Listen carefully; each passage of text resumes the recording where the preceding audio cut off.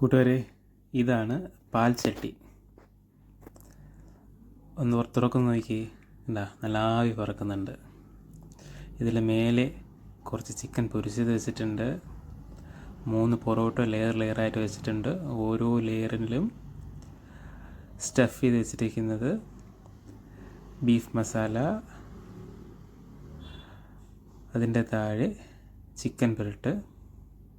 അങ്ങനെ ഇതിൽ ഹൈലൈറ്റായിട്ട് പറയേണ്ടത് അതിൽ തേങ്ങാപ്പാൽ ഒഴിച്ചിട്ടുണ്ട്.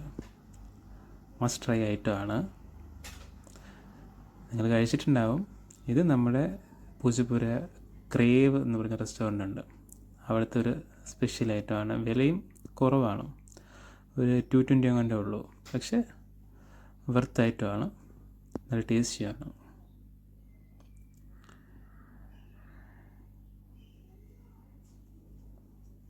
നോക്കി, നമ്മുടെ കാശ് കിട്ടുന്നുണ്ട്.